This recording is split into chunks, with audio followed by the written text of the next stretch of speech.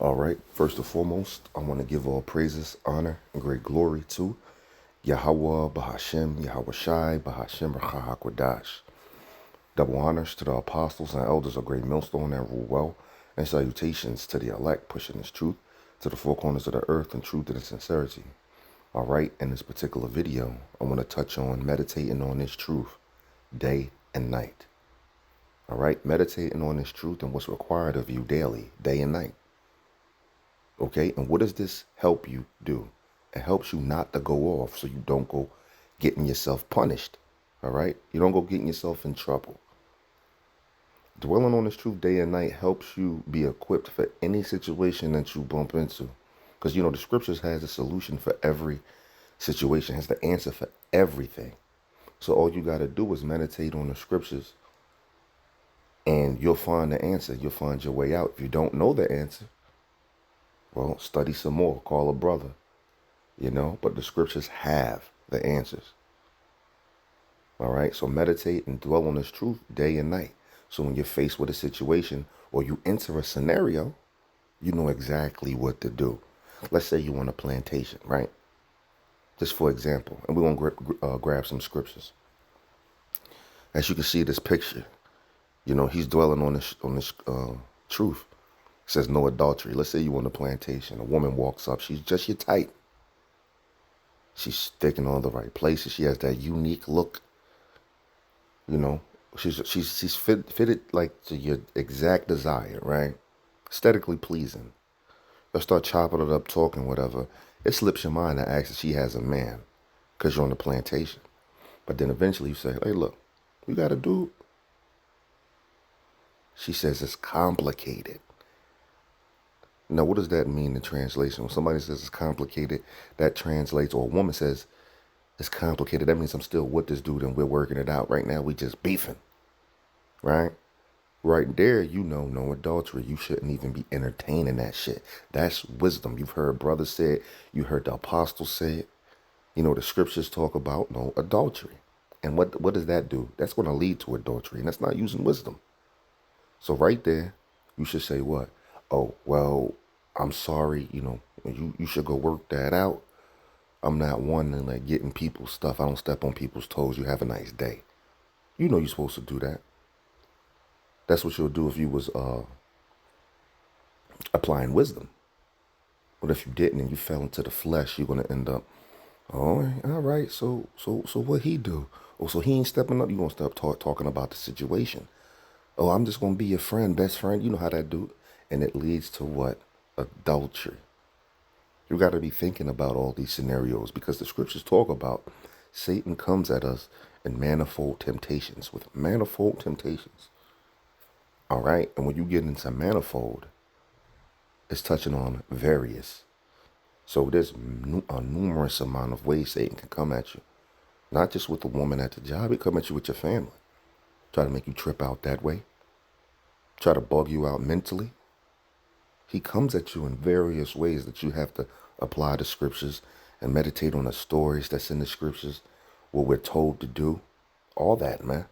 And then you'll get through whatever scenario or situation that you're going through. All right? Have faith, have all this. And when you're going through these trials and tribulations, the Lord is not sending you through these things just because he want to do them to you. No, he's actually building you up, putting you through that fire of adversity. Because he says he puts acceptable men through that fire. So he's actually cleaning you up. All right? Trying to make you more temperate, more patient. Trying to make you think more about, his words instead of trying to find your own solutions when you're in a situation. Things of this nature, man. All right? Everything is very calculated.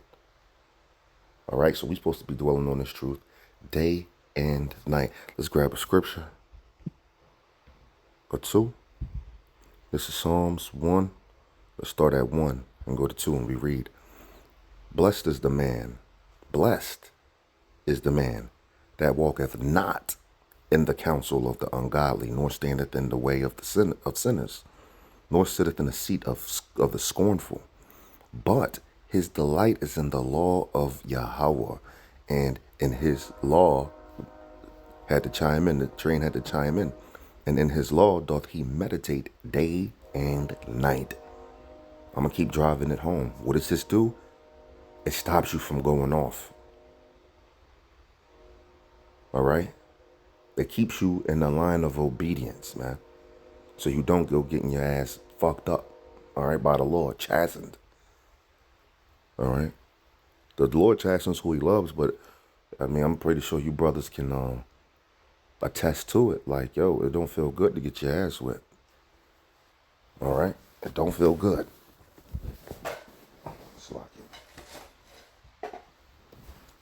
So what stops you or what helps you from going off is meditating on this truth day and night, man. And what is required of you. All right? And that also is, that's balance. What's required of you, and if you don't do it, you got to think about the punishment that comes behind that, right?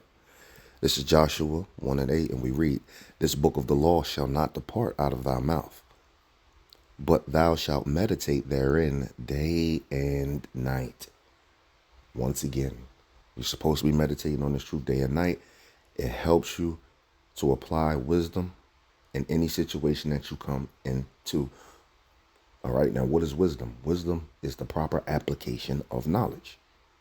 So you can have all the knowledge in the world, but if you're faced with a conundrum and you don't know how to apply wisdom or apply the knowledge that you have learned at the right time, then what is the use of the knowledge that you've acquired?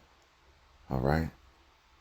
You're supposed to learn that knowledge to use it at its right time, its opportune time, or the proper time, and that will be wise. So what? Wisdom is the proper application of knowledge. You see? So when you're in a situation like a woman coming up, the adultery situation I told you, wisdom would be, I'm sorry, you have a dude, go handle that. You have a nice day, no hard feelings. Quick testimony, I've done that. Talking with this woman on the plantation, and I had went to as far to get her number and all of that. And then, I know, I slipped up because I was supposed to ask if she had a man before, but I asked on via text message. And you got a dude? Oh yeah, I got a dude, and but he's in jail for 5 years. He is not going to be out anytime soon. We should fuck around. Nah, I'm good, shorty. You should fuck around and wait on buddy.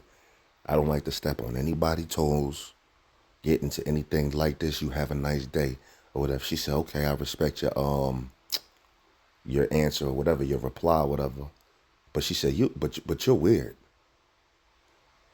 She said it was weird because most niggas have been like, yo, and she wasn't bad looking at all. And most niggas will hop on that like, yeah. You know? And I had morals and ethics to myself. I was walking as an ambassador of the Lord. An ambassador is what? A representative. All right? Which that should be a part of your mental thoughts, your daily thoughts on you're an ambassador. So when you walk out, you're supposed to be representing the Lord. And people see that. Especially in these upcoming times. You're going to be famous. Prepare to have your face on TV and for people to know who you are, man. You Israelites out there, man.